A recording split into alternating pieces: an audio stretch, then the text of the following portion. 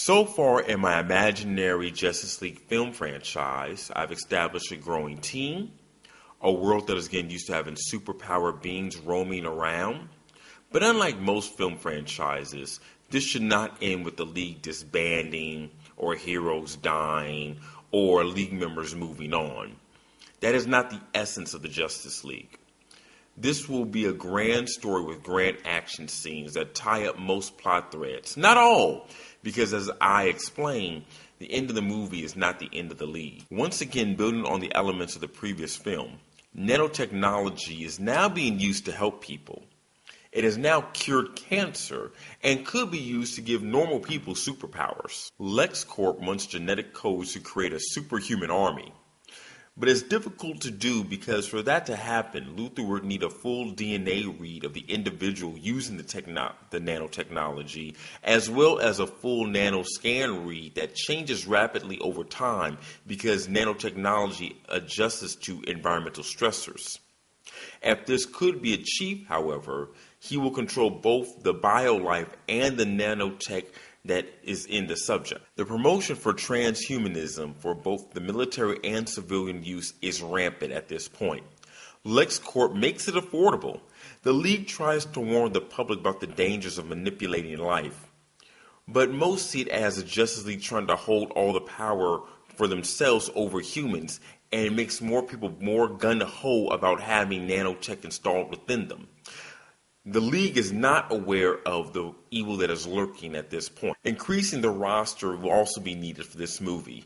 I'm adding two more heroes, Cyborg and Aquaman. Cyborg being the first human to have transhuman powers that he and his father created due to his previous disabilities.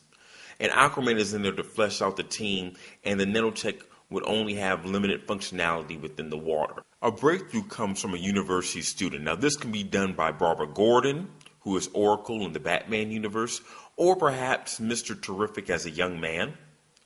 One or both of them can discover how to force the body to make changes to the nanotech for the technology to install powers and cure diseases at the same time. They get grants from LexCorp and they begin to mass reduce the coding. The coding is mathematical, and that mathematical set happens to be the anti-life equation. This is a mathematical equation that concludes that the being known as Darkseid is the rightful owner of life itself. If the anti-life equation is spoken or written anywhere, Darkseid will key in on it as if it was a sixth sense for him. Lex Luthor uses nanotechnology to create an army of personal superpowered slaves, which defeats the League to the point where they have to retreat. Arguments amongst the heroes after defeat ensue, and Superman is still gone at this point. Cut to Superman in space. He sees a planet under the control of Darkseid, the planet Apokolips. Now, instead of having two planets, that being Apokolips and New Genesis, which was how it was in the comic books, it's better to just have New Genesis transform into Apokolips through the anti-life equation he found when he recorded it on Earth.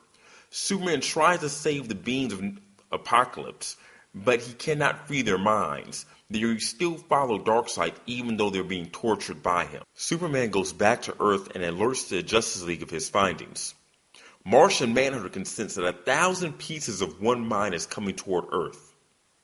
Darkseid arrives and takes control of Luthor's nanotech-empowered super beings. Lex Luthor, a few remaining Amazo robots, and the Justice League have to team up and face Darkseid and his minions to save the day. Not without a betrayal from Luthor in the midst that would ultimately lead to his manipulative ways being exposed as the Justice League saves the day and regains the trust of the people. The end. Well, I hope you enjoyed my imaginary Justice League film franchise. Please leave comments below, subscribe, take care, and let me know if you'd like for me to write any other imaginary movie ideas.